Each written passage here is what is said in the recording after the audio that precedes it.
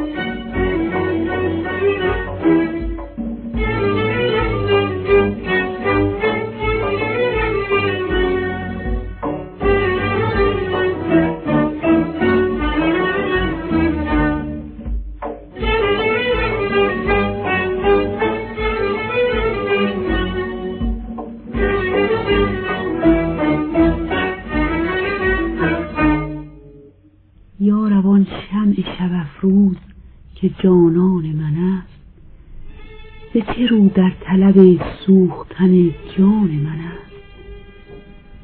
آن که دارد به رخش مجمع زیبایی را،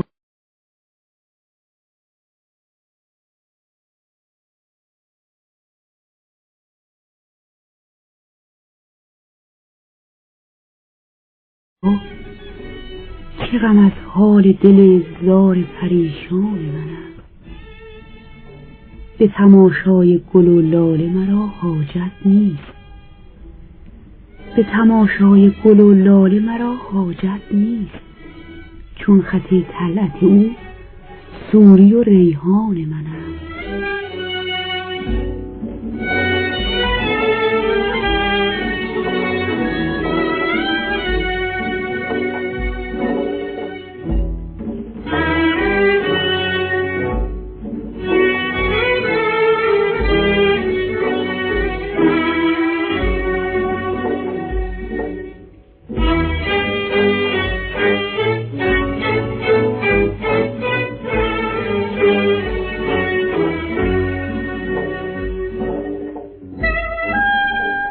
به تماشای گل و لاله مرا حاجت نیست، چون خط طلعت او سوری و ریحان من است.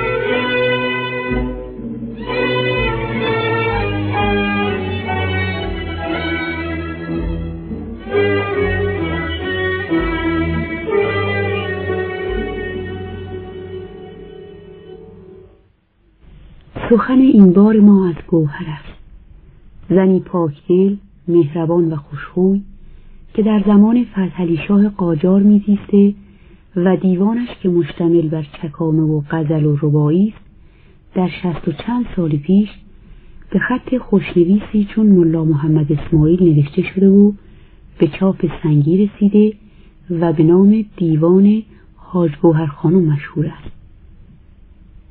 حاج گوهر خانم متخلف به گوهر از سخنوران متقدم سعدی را بیشتر دوست می داشته و چه بسا از اشعار او تضمین یا استقبال کرده است.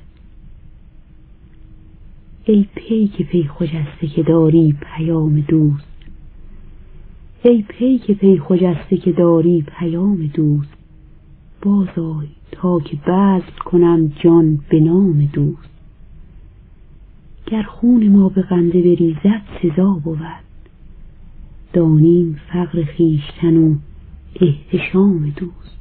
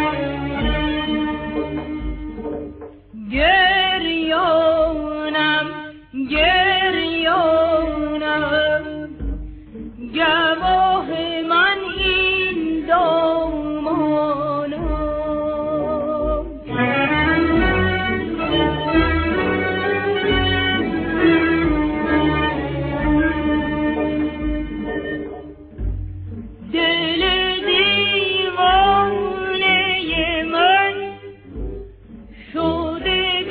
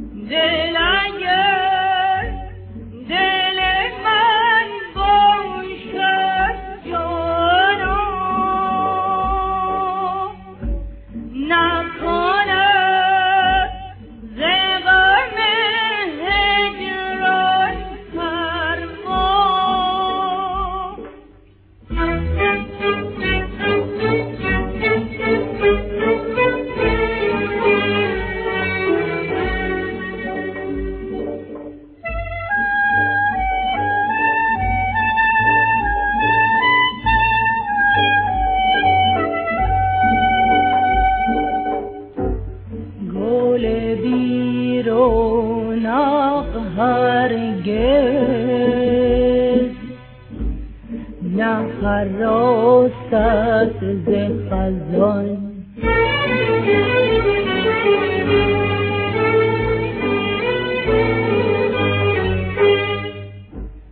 ز بلا کی بگریزد